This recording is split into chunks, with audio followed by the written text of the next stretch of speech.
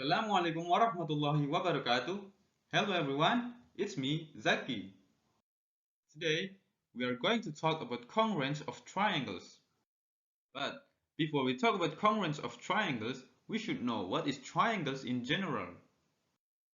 A triangle is a geometric figure formed by three straight lines, each of which intersects the other two. We shall learn later why such a figure must always lie completely in a plane. The triangle doesn't refer to the surface within the figure. When we speak of the area of a triangle, we mean the area of the surface enclosed by the triangle. The triangle consists of the three aligned segments AB, BC, and AC, which are called the sides of the triangles. Together with the three angles CAB, BCA, and ABC, the points A, B, and C are called the vertices of the triangle. Okay, so we're going to have a look at congruent triangles. Now there are lots of rules for proving congruent triangles, so we're going to have a look at all of them and then we're just going to have a look at a few different practice questions that you can apply some of these to. So with type of questions we're going to be moving on to is the one that you can see on the screen, where we were looking to just see are these two triangles congruent. If they are, how do we prove that? And if they're not, how do we also prove that? So with that being said, let's get started. So for these questions, you just need to make some notes. So we were going to have a look through the four different types of congruent triangle proofs and how we go about identifying them. So the first one that we were going to have a look at is on the screen and it's called the SSS rule, and it stands for side-side-side triangles. So when we were looking at two triangles that are congruent, we were going to have a look for some of their sides. Now hopefully you already know the word congruent means that they are exactly the same. So this doesn't come into play when we were looking at similar triangles when one is an enlargement of the other. So this is purely looking at when triangles are exactly the same in every way, all the same sides and all the same angles, and that's what congruent means. And one of the ways that we can prove that is by looking to see if all of the sides are the same. So if we have a look at this triangle, here we can see that one of the sides is 5 on both triangles. You can also see that one of the sides is 4 on both of those triangles. And you can also see that the other side is 2.5 on both of these triangles. So because all of these sides are the same, we could say that these two triangles are congruent because of the SSS rule. And we would write that down, and that is recognized mathematical language, although you could write down the side rule if you prefer, but you can just use the abbreviated version and just say SSS rule. So this is one example of where you could identify congruent triangles, and you will notice as well that the triangle has been rotated on the right hand side, but you could flip it around if you wanted to. But the main part here is that you are actually noticing that it is the same triangle. Okay, so let's have a look at our next rule. Okay, so this rule here is called the SAS rule, and it stands for side angle side triangles. So when we were looking at the SAS rule, we were looking at an angle in between two sides. So if we have a look here, let's think about what sides we have. We have got 7 on both triangles, we have got the 4 on both triangles, and in between those two sides on both of these, we have the angle 50. And the important part here is that the angle is between those two sides. So because of these parameters, because we have the same angle in between the same two sides, this is also a congruent triangle. So that's our second rule. And again, don't forget to write this down, but let's have a look at our next one. Okay, so our third rule here, we have an ASA triangle, which again stands for an angle side angle triangle.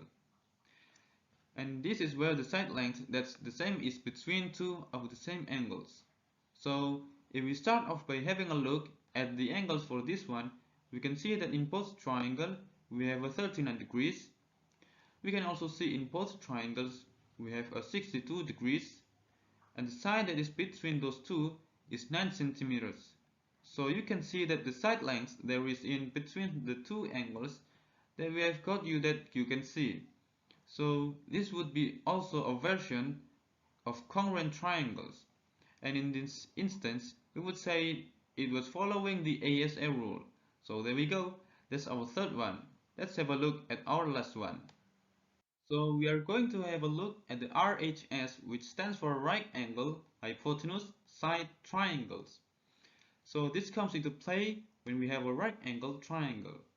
Now if we look at the right angle opposite the right angle, if you were to draw an arrow out of it points to the hypotenuse, and you can see on this triangle here that the hypotenuse is 12 centimeters. If we do the same with the other triangle and point an arrow out, you can see the opposite right angle is another 12 centimeters. So both of these right angle triangles share the same length of hypotenuse. You can also see then that it has one other side and the other side is 8 centimeters. So this is another congruent triangle or a version of congruent triangles. You should know already that you can obviously use Pythagoras to work out the missing side, and those sides would come out as the same length. Therefore all of the sides are the same. So this right angle hypotenuse side triangle is the same for both of them. So we would say that these two triangles are congruent because of the RHS rule, and that would prove that these are congruent. So before we have a look at proving if triangles are congruent, I have got one last one for you to have a look at. Now I said that there were four because this one here, and we will discuss it as we go through. Although it is a standalone one, you will see it's very closely related to some of the others. So this is called the AAS rule, where we have an angle side. And if we have a look at this question, you can see that there are two angles and there is a side. But the side is not in between the two angles, which is why it is written as AAS. Although when we actually go about figuring this out, if we figure out the missing angle in both of the triangles, you will see that the missing angle here is 62. And if we put 62 into the other parts of the triangle, you will see that the 9 centimeters there is in between the 62, and if we highlight the other one, the 79, and that therefore gives us the 9 in between. So actually if we figure out the missing angles here, which we have to do in a lot of these questions, it now becomes the ASA rule, as the side is now in between the two angles. So although this is its own rule and we could have actually proved that without finding the missing angle, we could just have said that there were AAS triangles. This is very closely linked to one of our other congruent triangle proofs. So it's up to you whether you decide to learn them all or whether you just remember this part of the process. But there we go, that would be our final congruent triangle proof. So let's have a look at proving if two triangles are congruent. Okay, so are these two triangles congruent? And let's have a think about this one. So if we have a look and see if we can identify any of our rules. Now we have a matching angle in both question and both of them are 62. But we don't have anything else matching. On the question on the left we've got 42 degrees and on the question on the right we've got 76 degrees. And also we have different side lengths for both of these triangles. But does that mean that we can prove that they are congruent or not? Well, no, because we can actually go ahead and work out the missing angles. So if we find the missing angle in this triangle, we have got a 76 degree there now, which is going to match our other triangle. That also means in our other triangle that this would be 42, as we already know that the missing angle is 76. And therefore this one would have to be 42. But you can go ahead and work that out as well. So we actually have three matching angles. But if we have a look between the two angles that we have, so the 42 and the 76, this side here is made using a 9 cm side, and the other one here is made using a 6 cm side. But as you can already see, because the side lengths are different, these are not congruent. So just having three angles alone is not enough to prove that triangles are congruent. You would also need same length in between them using one of our other rules. So if the 6 over here was 9, then that will be a side length in between two angles, and that will be an ASA triangle. A side length in between two angles, but because we have been given the fact that it is 6, we can most definitely say that these triangles are not congruent, because the side length in between 76 and 42 is different in both of them. So there we go. There is an example of something you might have to do with these questions, which is to just go into a little bit more depth, finding out some of the missing angles if you can. and then trying to find a match in that particular way. And there is going to be a question in a second for you to have a go at where you are going to see questions like this. So there we go, there is all the rules. Hopefully you have got them written down. Now we were going to have a look at different style of questions for you to have a go at, and we will be going over the answer for all of them. So let's have a look at our first one. Okay, so there's two questions here that just explain why these triangles are congruent. So this is our first level of question where you are just going to have a look at this two triangle. And you're just going to write down which rule it is. Is it the ASA rule? Is it the SSS rule? Is it the RHS rule? Which rule is it? And you can identify it for these questions. Okay, so looking at our first one then. So for the first one on the left we have got two angles of 29. We also have two angles of 71. So both of them have two angles. And in between those two angles have a side length of 5. So there's two angles on a side. That is our ASA rule. So we would say that these two triangles are congruent because they follow the ASA rule. Moving on to the next one, we have two lengths this time. We have got a length of 5 in both triangles, and we also have a length of 6 in both triangles. And for both of those triangles, we have an angle in between the two sides of 68. So if that's an angle in between two sides, that will be an SAS triangle, as it is an angle in between the two sides there. So there we go, these are both congruent. So let's have a look at an exam style question based on congruent triangles.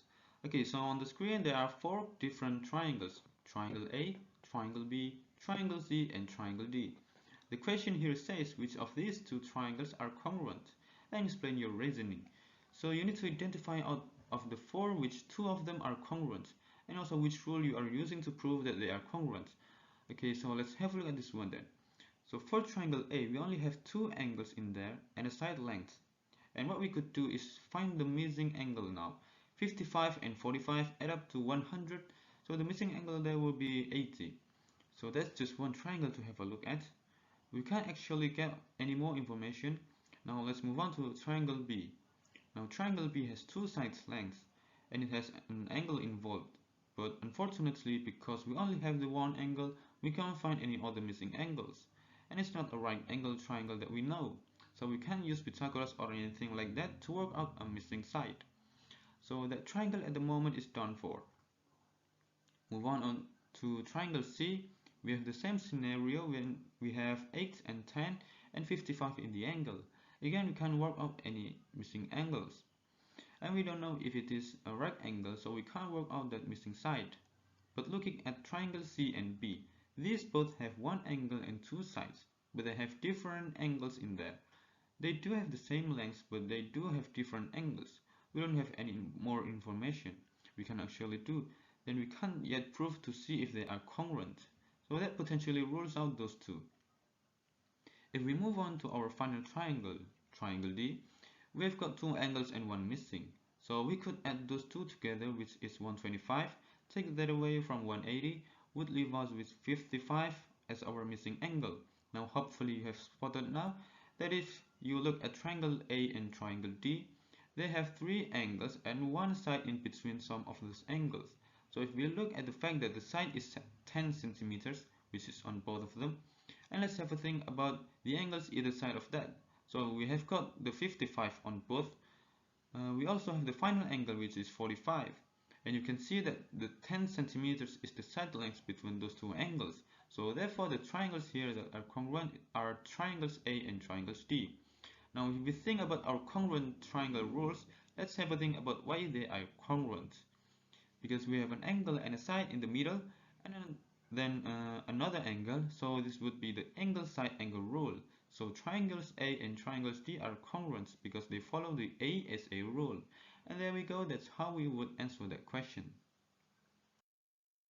Okay, I've got one more question for you to have a go at, which is a more problem solving style based questions, and that's going to finish our video, so let's have a look at one now.